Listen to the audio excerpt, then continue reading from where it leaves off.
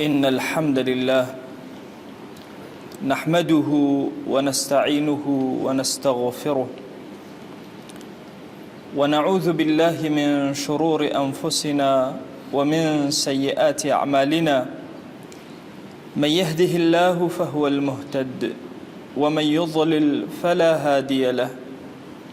أشهد أن لا إله إلا الله وحده لا شريك له، وأشهد أن محمدًا عبده ورسوله. يا أيها الناس اتقوا ربكم الذي خلقكم من نفس واحدة وخلق منها زوجها وبث منهما رجالا كثيرا ونساء، واتقوا الله الذي تساءلون به والأرحام إن الله كان عليكم رقيبا. لپاش سپاس و ستایشێکی بێهەمتا بۆ کردگاری مەزنوو داواکردنی درود و ڕەحمەت و سەرگیانی پاکی پێشەوای مرۆڤایەتی محەممەد صلی الله تعالى عليه وسلم. دوو شەهەن لە قورئانی پیرۆزە جێگەی تێڕامانی ئینسانی موسڵمانە. وشەی تەکفیر کەفەرە لەگەڵ وشەی تەحبیط حەبەطە. ئینسانی موسڵمان گوناهی زۆر ئەکات. رب العالمین هەنێ وێزگەی داناوە لە هەر یەکێ لە وێزگەکانە عەفوی ئەکات و لێ ئەبورێ. ئەمە پێی ئەوترێت تەکفیر. كفر عنهم سيئاتهم، خوا جل جلاله لقناها كان ين أبوري أي شارتوا ستري أكا أي شواتوا شون كاتي كردوي خرابكي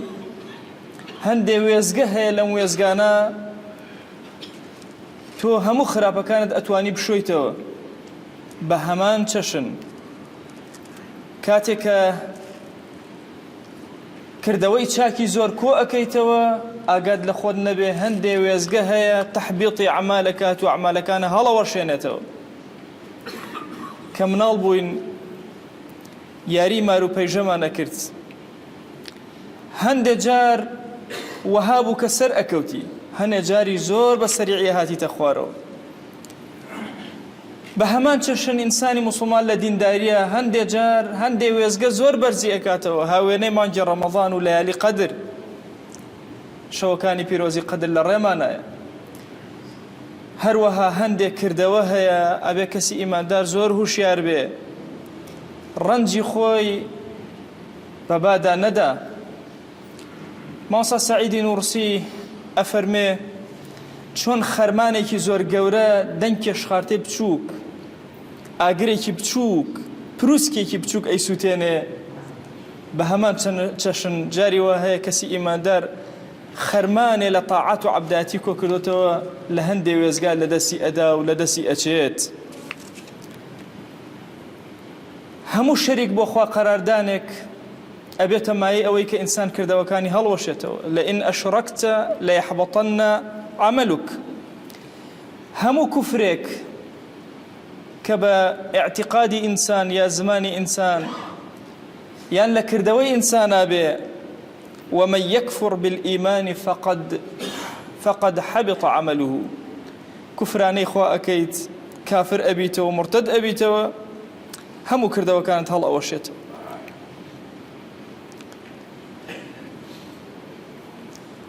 هرشتك لقرآنی پیرۆز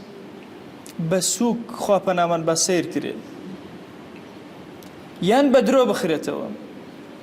هەر وشەیەک، هەر پیتێک، هەر مەفهومێکی تەواوی قورئانی کە عولەما متفقن لەسەری ڕەتکردنەوەی ئەبێتە مای هەڵوەشانەوەی کردەوەکان. ذلك بأنهم كرهوا ما أنزل الله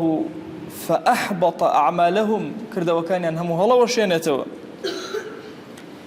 همو بأدبيك لخدمة في غنبري خويا صلى الله عليه وسلم. أبيت ماي أوي إنسان كردوا كان همو لدز بدا جواني وتشاكا كانوا خرمانكت بسوتي ابن تيمية رحمة خواه لي بكتابي شهية بناوي الصارم المسلول على شاتم الرسول شمشيري هل كيشراو لسر أو كسيكا جوان ببيغمبري خواه أدا صلى الله عليه وسلم أفرمت رمام لقرآني بيروز سيرا كم حبطي عمل لكوا خواه باسي كردبه باسكا باسي كفر وإيمانا كسكا لدين أتشيت دروا بويا كردوا كاني هلا وشيتوا الله يدجوا بقرن لم آية بيروزا رب العالمين أفرمي يا أيها الذين آمنوا لا ترفعوا أصواتكم فوق صوت النبي كجهر بعضكم لبعض أن تحبط أعمالكم أن تحبط أعمالكم وأنتم لا تشعرون هو إيمان دارا نكن دنگ برز كنوا بسر پیغمبری خواه صلى الله عليه وسلم وكو چون لبين خوتانا قصة كانوا دنگ برز كنوا لخ آستي پیغمبری خواه صلى الله عليه وسلم دنگ برز نكنوا شو كاتب خوتانا زان كرده وكانتان هموي هل وشاوتوا وإيوا آقاتان لخوتان نية بويا أبي كسي إيمان دار زور بهوشياري ما ملا لقال وشي محمد أبكى صلى الله عليه وسلم لقال بيغمبر إخوة أبكى صلى الله عليه وسلم أبي روحي لقال خوشويستي أواتي قلبي همومان خواهي قورا بقسمة من أكا أتشين خزمة قوركي بيغمبر إخوة صلى الله عليه وسلم شا آداب بكارهيني يكمن آداب علماء باسي أكن أوي بهش يوازد دنگ برز نكيتو ولا آستي قوركي بيغمبر إخوة صلى الله عليه وسلم نبادا أم آية شمولتك كجيشت أو مقامة نابي دنگ برز كيتو أبي الزور هي من بي لسر خوبي تولا نيوجكتا علي السلام عليك أيها النبي صلاة أكي لبيغمبر إخوة صلى الله عليه وسلم بمخاطبة وراسته وخو قصي لقلا أكي أبي شن أدبتها بلا خزمتي بيغمبر إخوة صلى الله عليه وسلم زور بابتهن لوانيك كرده وكان من هلا وشينت يكيكت اللوانا أقاد لنيوجي عصرد بزور مالي إيشم هي لكاتي خويا جيبا جيكا من ترك صلاة العصر حبط عمله إمام بخاري ومن روايتك هركسي النيوجي عصري فوتاه كردوي أو روجي هل وشايو بارزقاري كالنيوجي عصر وحافظوا على الصلوات والصلاة الوسطى نيوجي وسطى زورق لمفسرين بيانوايا كالنيوجي عصر بناوي خوا وبريار ندي أفرمي لفرمايشتك باسي كسي كرا لخزمة بيغمبري خوا صلى الله عليه وسلم كسي قوتي والله لا يغفر الله لفلان قسم بخوا لفلان كزنا بوري أفرميه رب العالمين حديثي كي قدسي هات أخوار وبيغمبري خوا صلى الله عليه وسلم كم معنى كيتي وشكانه خوشويستا فرموي من ذا الذي يتألى علي كي وكسي كبسر مناقسأك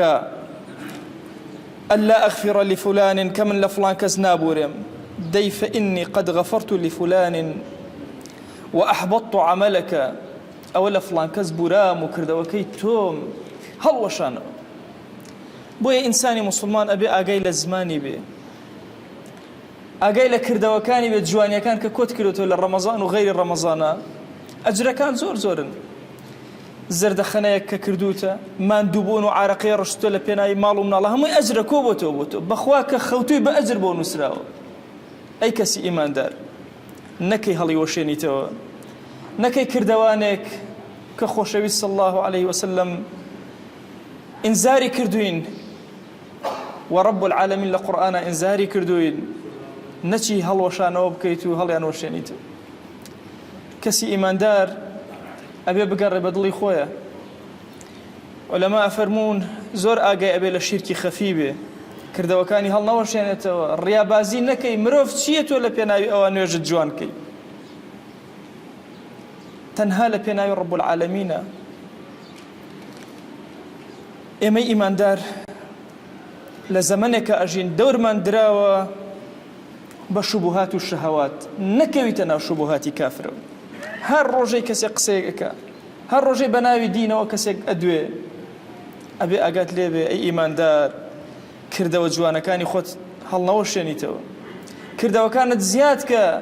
نەکەی هەڵی وەشێنیتەوە بەخوا جاری وا هەیە بە وشەیەک بە کردەوەیەک بە اعتقادێک کە عەقیدەیەک لە نەختە ئەچەسپێ بێ ئەدەبیەک لە بەرامبەر پێغەمبەری خوا صلی الله عليه وسلم هەموو ئەمانە کردەوەکانی تۆ هەڵەوەشن خوای گیان داوات لێ ئەکەین بە ڕەحمەت و بەزەی خۆت ئیمانمان پارێزراوکە ئیسلاممان پارێزراوکە کردەوەکانمان پارێزراوکە یا ئیلاهی داوات لێ ئەکەین بە ناوی جوانت بە صیفەتی بەرزە بە ئیسمی عەظەمت ڕەحمەت و بەزەی و میهرەبانی خۆت بەسەرمانە ببارێنە عەفو و عافیەتی خۆت بەسەرمانە ببارێنە یا ئەکەین گوناهێک کە لەمەوە پێش کردومانە عەفومان کە گوناهێ لەمەوە دوایی کەین و فریای تەوبە ناکەوین عەفومان کە یا ئیلاهی لە گوناهی دایک و باوکمان ببوورە یا ئیلاهی لێت ئەپاڕێنەوە لێت ئەلاڵێنەوە خوای گیان لە گوناهی مردوەکانمان ببوورە خوای ئەو مردوانەی بێکەسن کەس نییە دوعایان بۆ بکەوە ئێمە لەم منبەرەی پێغەمبەری خوا صلی الله عليه وسلم دوعایان بۆ ئەکەین یا ڕەبی خوای لە گوناهیان ببوورە خوای داوات لێ ئەکەین بە ناوی جوانت بە صیفەتی بەرزە بە ئیسمی عەظەمت بەرەکاتی ئاسمان و زەوی بەسەرمانە ببارێنە خوای هەرچی حاجەمان هەیە تۆ بۆمان جێبەجێکە یا ئیلاهی تۆ زۆر دەوڵەمەند و ئێمە زۆر هەژار هەموومان محتاجی بەردەم دیوانی تۆین یا ئیلاهی داوات لێ ئەکەین بە ڕەحمەت و بەزەی خۆت هەموو حاجەکانمان جێبەجێکە هەموو پێویستەکانمان بۆ دابین کە یا ئیلاهی یا ئەکرەم الئەکرەمین خوای گیان ئەم عەبدانە ڕویان کردوتە ماڵەکەی تۆ بەخوا دەست بەرز ناکەنەوە تەنها بۆ تۆ نەبێ یا ئیلاهی بەخوا سوژدە نابن تەنها بۆ تۆ نەبێ ڕکوع نابن تەنها بۆ تۆ نەبێ یا ئیلاهی دەستی زەلیلیان بۆ تۆ بەرز کردوتەوە یا ئیلاهی دوعاکەیان گیرا بکە ادعوا الله وأنتم موقنون بالإجابة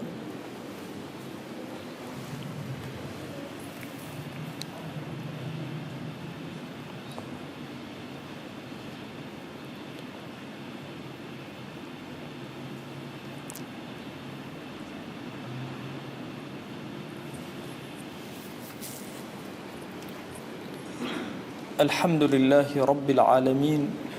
والصلاة والسلام على خير خلق الله محمد وعلى آله وأصحابه الكرام وتابعيهم بإحسان إلى يوم الدين أوصيكم عباد الله ونفسي قبلكم بتقوى الله وكثرة مخافته فإن التقوى شعار المؤمنين ودثار المتقين ووصية الله تبارك وتعالى في وفيكم وفي الخلق أجمعين وشوي سكام کەسی ئیماندار ئەشم فرە ئاگاش ئاکردەوە بۆ کە خاسەکەش گر وروەشناوە نمازاش چەنی ئێمە ئیماندار کۆمەڵێ بڕێ عیبادەت و تاعەتمان هەن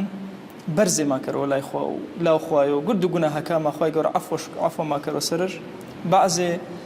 موقع و یاگی هەنێ بەعزێ زەمان هەن خواجە گرد و گوناهەکە وەژوە بە عەینەن شێواز بەعزێ کردەوەی وێمە هەنێ گرد و خاسەکانمە بەرۆنەوە نمازۆش وەرو ئانەیەشم فرە بە وریایی مامەڵەکردن تایبەت ئارۆ بازاڕەنە پاسە نەزانمە بازار چکۆنە زەڕبی ئیتر ئانە خەیرن کەسی ئیماندار بەسە ئیمامی عەلی فەرماوە کە ئیمان دڵشانە مەرزیارە تەماشە و دارە بڕیایەکە هێزمەکە دنیە مەکرد ئینەی کە دنیان ئەهەن جەماڵ و سەرۆت و سامان و سوڵتە و سیادە و ناوبانگ بەرکردەی و ئیچی وەگر پێسە هێزمەچانن بەس پێی سۆتەی خاسن پێی ئانێنە چێکە ژیانێ و کچێک گوزەر کردینە و خواحافیزی کردینە و ملی یۆجە جۆرەکە بەیع و معاملەی کە ئەشم ئاگاما چەنە بۆ کردەوەکەمە ورنەوەشنەوە بریتیاجە بەیع و عینەی کە عولەمێ فەرماوە ئەمە عائیشە ڕەزا و ڕەحمەت خوای جوانە بۆ گێڵنەوە فەرماوە زەید و کوڕ و ئەرقەمی وەڵامێ ئەوەش کەس وەرو ئانەی چێوێش پێ بسانەوە بە 100 درەمێ دمایی ورە چۆ هەرزوو واتە بە قەرز ئەساش بە 100 ورە چۆ بە 200 ڕوایەتێوەنە ئەساش بە 600 ورە چۆ بە 100 ئاما عایشە فەرماوەش خراپترین چێوەڵ ئەسان ورەتەنەوە دەی واش دێ بە زەیدی ئەگە فریا وێژ نەگنەوە ئەی بەیعە ورنەوەشنەوە ئا جیهادەی کردنش خزمەت و پێغەمبەر خوانە صلی الله عليه وسلم بەتاڵ بووە ئیمامی مسلم ڕێواتەکەمان پێیگەڵنەوە بەیع و عینەی چێشە کە ئارۆنە فرەفرن بازاڕنە خەڵک کە زەڕژ گەرەکە فێڵەوە کەرا پێی وەرگرتەوە ڕیبای مێلا تۆ چێوە ئەمسانۆ ئیچێوە بای 10 دینارە سانۆ بە قەرز لا تۆ بە 10 دینارێ هەر چاگەنە بە تۆ ژوورەشەوە بە 8 دینارێ بە حازر و نەقەت ئیتر دمایی وردەوە دە قەرزەکەمەوە ساوان قەرز بۆ یا قز بوو ئیتر سیارە بۆ تا گولانەترین چێ و ئی جۆرە مامەڵە پەنج ماشا بەیعی عینە شەرعەنە دروست نییە یۆن چاچێوە گرد و کردەوە خاسەکە ئێمە وروەشنەوە ئارۆنە بازاڕەکانە فرەفرە بێن دلێ خەڵکی مسلمانە فرەفرە بێن ئەشم ئێمە مسلمان هوشیارێ بێمێ ئاگامە چەنە بۆ کردەوەکاوێمە پەی کەمێ ماڵ و دنیە وەرنەوەشنەوە خۆی داواوە نەکەرمێ بەرەکەت وێوزت لێ بازاڕەکەمە أهل بازار ملجأ حرام بارزنا يا رب العالمين وأوصيكم أيضا بالصلاة والسلام على رسول الله حيث أمرنا الله تبارك وتعالى في محكم تنزيله قائلا إن الله وملائكته يصلون على النبي يا أيها الذين آمنوا صلوا عليه وسلموا تسليما